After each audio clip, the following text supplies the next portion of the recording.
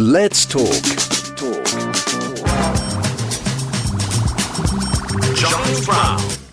The Spy and the Devil, the untold story of the MI6 agent who penetrated Hitler's inner circle. It's a forgotten tale of MI6's top spy in Nazi Germany and his bid to stop the Second World War. It is a fascinating new read by Tim Wilsey, and I'm delighted to say that Tim joins me live on the line now. Tim, good morning to you. Good morning. There you are. Sorry for one horrible moment. Good morning to you. So this book, The Spy and the Devil. Now, the listeners will be shaking their heads because they know I have a particular interest in this aspect of history, and I can talk until various cows come home. Explain a little bit about, because I've never heard this particular one. So set the scene about this incredible guy. Is it Baron Wilhelm de Ropp? Yeah, that's right. Charles, you've never heard of it because it's never been told before. I discovered it in the pages of the authorized history of MI6. It's barely mentioned, only 6 pages out of 840 pages. And here is this guy. He, as you rightly say, he was a Lithuanian baron of German extraction, born in Dresden in 1886. And he became British in 1914, fought for the British in the First World War, and then returned, if you like, to Germany, to Berlin, and started spying against initially the Weimar Republic and then the Nazi regime. So, yeah, completely untold story, and a fascinating character. And who was so he's if you like, he's old school German an old school German aristocrat. Did you say he was born in the Baltic? Sorry, was he born in Dresden but from a Baltic family? Yeah, you make a really good point there, because the German aristocracy in the Baltic republics, Lithuania, Estonia, and Latvia, had gone there in the 14th and 15th century. They were German landlords. They spoke German at home, and yet they were part of the Tsarist Russian Empire. So they didn't have German passports, they had Russian passports. And by the time you get to the early 20th century, the Russians are beginning to distrust them because they think of them as too German. The Germans distrust them because they think of them too Russian.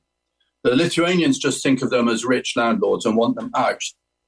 And the Polish landlords think of them as Protestant, not Catholic. So they were disliked by everybody.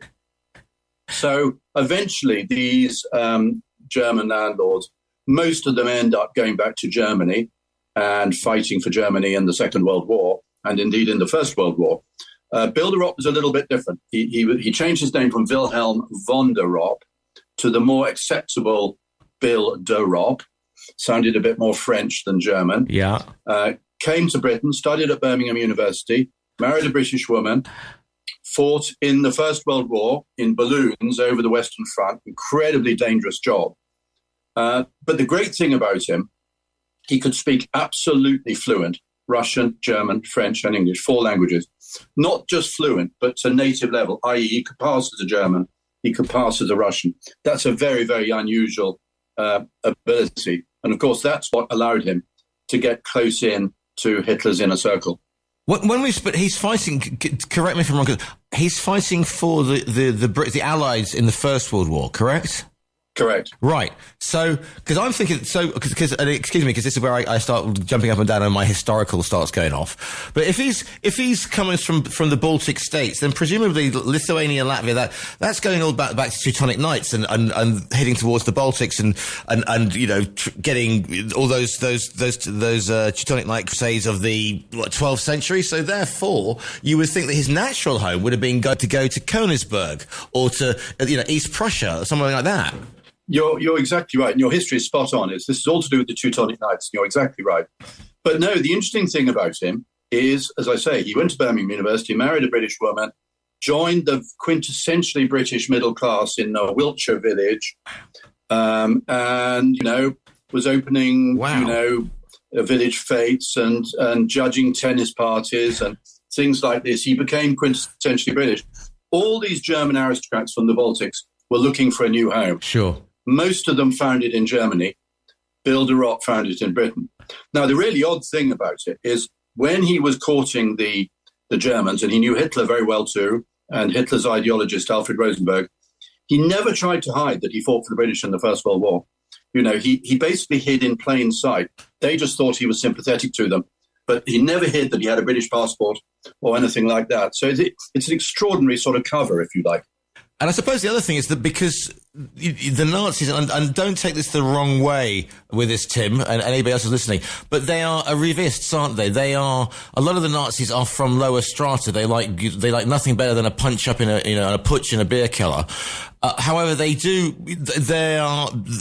tend to be big fans of the old landed Germany, but they will kind of use them to their aims, and it's always good. I mean, people like Goering, for example, they're old school Germans. I mean, he's a First World War, he's got blue max, etc., hasn't he? So they like to flirt with the aristocracy as long as they don't have political power, sort of thing. That's absolutely spot on. You're absolutely right. So when he starts cultivating the Nazis and he's trying to get to Hitler in various stages, it's a sort of 5-stage cultivation. People pass him on to the next person in the chain. When he gets to Alfred Rosenberg, who is one of Hitler's inner circle, the Nazi ideologist, Rosenberg is actually Estonian. He also is from the Baltic, but he's not an aristocrat. So they have something in common. And Rosenberg rather looks up to Bill de Ropp because Bill de Ropp is an aristocrat. But as you rightly say, they were not wowed by aristocracy. They wanted to use aristocracy. And Bill de Ropp's great skill was that he was very adjustable. So he wasn't a snob in any sense of the word. In fact, when he was in Britain, he worked in an engineering factory in Rugby and then another engineering factory in Hayes in Middlesex. So this was a guy who could mix in all sorts of social circles. And that was one of his great skills, of course. This gentleman sounds like the ultimate sort of doppelganger shapeshifter. He can adapt. Absolutely perfect spy material. And also another thing is the fact that if you are from the Baltics and you are aristocracy, then therefore it will follow that they will accept him into their inner circle because it doesn't matter if he's aristocracy.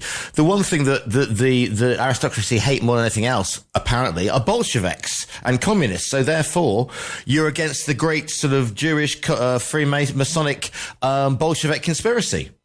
Yeah, and indeed, Bill's main motivating force was his anti-Soviet, anti-communism.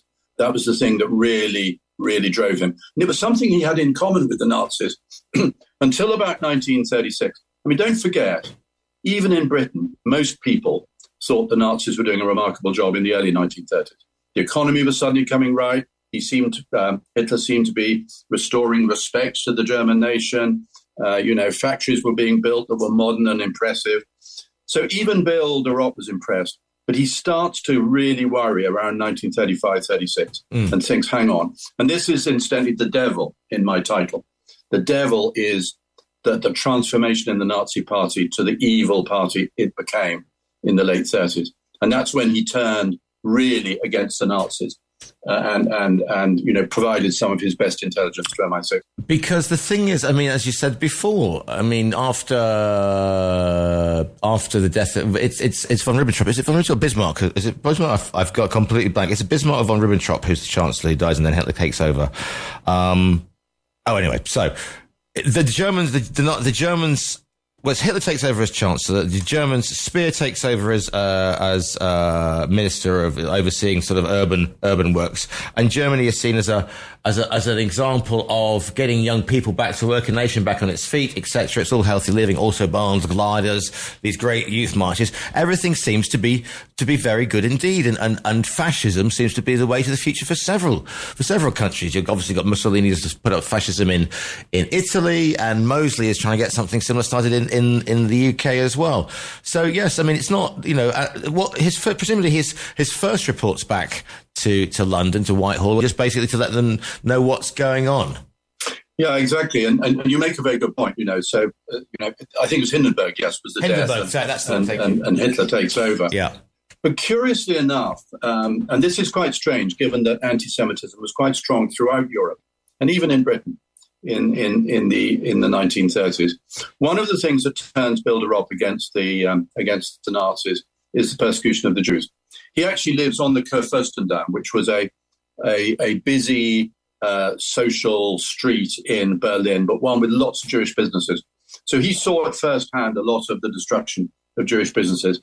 And in his first meeting with Hitler, he gets into a blazing row about the Jews, in which he says that actually a lot of Jews fought on our side in the First World War and did a very good job. And this sends Hitler off into a manic rage. So Bilderop doesn't try that line again, but he fairly early stage recognizes that the Nazis have got a big problem as far as their attitude towards the Jews is concerned. So how is he? I mean, you're saying he meets Hitler. I mean, how does he penetrate the circle then? Is it just through? I mean, is he seen as useful to? Is he? What's his cover story? Is he just swanning around being an aristocrat, or is he helping the? Is he observing? You know, what's his cover story? Is it just because? I mean, presumably, if just because you're an aristocrat doesn't mean you can sort of swan in and say, you know, I'd like to hang out with Goebbels, or is it as easy as that? No, it was. He had two interesting cover roles. Firstly, he was a journalist on the Times newspaper. And the Times was regarded as incredibly important by the Germans, and the Germans were very fed that the Times took what they thought was rather an anti-Nazi line, although actually in UK, people felt that the Times was rather too sympathetic towards the Nazis. And the other cover role he had is he was the local representative of the Bristol Aeroplane Company. And of course, that gave him marvelous access to the Luftwaffe. Yeah. And in 1937 and 1938, they actually let him into the factories to see the factories because they think by showing him the factories that it'll scare off Britain from going to war against Germany because, you know, their factories, A, were so impressive and their Messerschmitts and Heinkels were very, very impressive aircraft. Of course, it actually has the wrong effect because Bilderop takes in with him the chief engineer of the Bristol Aeroplane Company. And this chief engineer, a brilliant man called Roy Fedder, is able to sort of view the factories and make calculations about the performance of the engines and stuff, and realizes that actually the Junkers engine and the BMW engine are not as good as the Rolls-Royce Merlin in the Spitfire and Hurricane, which we were frantically trying to build at the same time. And of course, the other thing is the fact that of all the armed forces, I mean, the German army is sort of Prussian-controlled, aristocrats, but the Luftwaffe is, you can get, you are able to sort of get yourself an open door into there, aren't you? Because I mean, as I said before, Goering is aristocratic, and it's all, and they're happy to show off. I mean, one of Germany's, Hitler flies over Germany, uses the aircraft as an integral part of his campaigns, isn't he? So they are more than happy to be showing off this new latest technology, aren't they? You're absolutely right. And Bill's greatest friend in the Luftwaffe was the number 2 in the Luftwaffe, Field Marshal Erhard Mielke, and he was actually Jewish. I mean, amazingly. Yeah. He actually had a Jewish father. They concealed the fact, but he had a Jewish father. So, as you rightly say, he was able to get much better access into the Luftwaffe than he did into the Wehrmacht. So 1935, he starts to realise that things. I mean, obviously you've got, you've got Kristallnacht, etc. You're seeing the eroding of all the liberties of the Jewish population. He, is a man of conscience. He's sending, and presumably he's sending these things back via courier. I mean, I don't mean listeners by, he's got a man coming with a van, but is he doing a dead drop? Is he sending signals back? How is he actually transmitting this information back without being caught out? So two ways. Firstly, he traveled to London about 3 or 4 times a year. So he would come back and actually see people, which was the safest way of doing it, of course, just talking. But he also had an arrangement by which he could send material back through the MI6 station in Berlin. For example, there's a very interesting record of the MI6 officer being handed the glove of Bilderop's wife.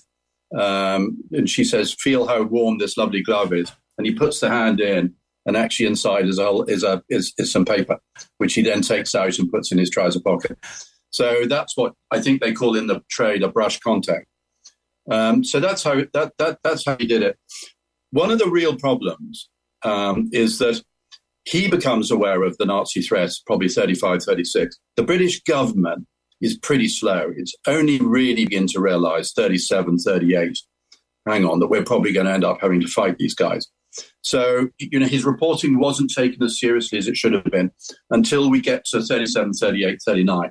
And then, of course, it becomes really, really valuable. Because, of course, you have Sudetenland, you have the abandonment of the Czechs to their fate, etc. I mean, this gets very dark very quickly for him. So is he suspected? Do people sort of start to look? Because the Nazis, by their Hitler's way of managing people is basically divide and conquer, and they're all fighting like rats in a sack to be, top dog with the Führer. So does the glare of suspicion ever focus on our man, as it were? Yeah, his cover begins to erode bit by bit. People start sending poison pen letters to Rosenberg saying, "Are you sure this guy's okay?" But Rosenberg genuinely likes him. Hitler, I think, respects him. He's got the sort of top cover of knowing Hitler. So you've got to be a brave German who decides you're going to arrest Bilderop. But no, you're right, absolutely right. His cover begins to erode. He begins to get very, very nervous. He tries to come back to UK in October 1938, but the chief of MI6 says, sorry, this is too serious now. You've got to go back. And so he goes back, and he's very lucky. In September 1939, the very end of August 1939, 3 days before the Germans invaded Poland, Rosenberg says to him, "If I were you, Baron, I'd clear out of here." And he sort of gives him basically the tip off to get out, which almost certainly saved his life. Wow. Where? And he was in Berlin at the time, or was he in somewhere else? He was in Berlin. Wow. He was Berlin. He took the train down to the Swiss border. There was a very scary moment when crossing over into Switzerland, because the Basel railway station in Switzerland was actually run by the German railway system. So you thought you were in thought you were in freedom, but actually it was the Gestapo monitoring the passports and so forth. So with huge relief, he manages to get through and into Switzerland. And then, instead of spending the night in Basel, knowing that it wouldn't take much for the Gestapo to cross the border and seize him from his hotel, they travel further, deeper into Switzerland, to greater safety. How did you? Do you have? Are there letters? Presumably he doesn't keep a journal, does he, or something hidden? How do you find out what's going on, sort of in the interior? What were your sources to discover, his fascinating story? Very lucky in a way. Firstly, the first thing is I tracked down his grandson, who lives in Tennessee, and when I flew over to see him, his grandson had pulled together everything from the family history he could find and put it on the dining table, including a remarkable photograph album given to his grandfather by Rosenberg himself. So that was a dream, followed by hours and hours and hours in the National Archives in Kew, and eventually finding, I think I found 24 of Bilderop's reports, most of which are meant to be destroyed, and they're not actually meant to be kept in the National Archives, but they were discoverable there. And then going over to Germany and Lithuania and meeting the German family, and talking about their view. And of course, for many of them, they regard him as a traitor, even though, as I pointed out repeatedly, he was actually never a German national. He was only ever a Russian or a Brit. So he could not technically have been a traitor, but there's no doubt he did a great deal of damage to the Nazi regime. It's interesting if they think he's a traitor, because had the Bolsheviks come through or whatever later on, he would have undoubtedly been, the entire family line would have been wiped out. Presumably, you're thinking that must be as a writer who's doing history, when you walk into a living room in Tennessee and see everything laid out, including photograph albums. You must have smiled broadly, Tim, surely, or your jaw must have hit the floor. It was like a child on Christmas morning, with the stocking at the end of your bed. It was just unbelievable. And I said to myself, look, I'm tired. I've had a long flight. This can wait till tomorrow. Yeah. But of course, that resolution lasted about 5 minutes, and I was soon leafing through it all. And the wonderful thing is, I mean, he lives to it's early 70s, isn't it? When he passes away, he keeps going till the 70s. Yeah. He lives to the 1970s. He's 87, I think, when he dies. He dies in a little village in England, Peterchurch, near Hereford. Everyone knew him as the old Baron. There were rumours in the village that he'd been a spy, but he never talked to anyone. He would be very polite. He would touch his hat with his cane and say good morning to people. And he was known mysteriously as the Baron, but no one sort of really knew him. He taught languages at Hereford Technical College. Absolutely. Honestly, I mean, this is the thing about this particular. We are discovering, aren't we, more and more stuff about as we celebrate the 80th anniversary of the end of the conflict in Europe. All these, even more of these stories, and people saying, people say to me, "Why into history? It's all dusty and boring and dull." And I go, aha! And Tim, with this book, we are just still discovering so much, so many incredible people who did amazing things. And the story of De Ropp is absolutely up there, and I've completely blown my little cotton socks off, Tim. Thank you very much. It's been great fun talking to you about it. What do you hope that people are going to learn from the book? Well, in all seriousness, there is some real contemporary relevance here as well. Right. I couldn't help writing about the guarantee to Poland without thinking of the Ukrainian backstop. I couldn't help reading the reports by MI6 saying we've got to rearm before it's too late without thinking of the parlous state of the British military in 2025. Again and again, one was coming back to things that ring so true today. And with Putin advancing inexorably westward across Ukraine, I think Bill de Ropp would have been a very, very worried man. The book is called The Spy and the Devil, the untold story of the MI6 agent who penetrated Hitler's inner circle. It's by Tim Wilsey, who we're speaking to today. Tim, do you have a website? Can people find you online? I think probably the best thing to do is find me on the King's College London website. Indeed, absolutely. And you'll be able as well, listeners, to order it by clicking on the front cover of the book, which is just put on our Talk Radio Europe website. Go to the bookstore, click on the book, and it will be winging its way to you. The book is called The Spy and the Devil. It is the untold story of Hitler, the MI6 agent, and the who penetrated Hitler's inner circle. It's by Tim Willasey, who's speaking today.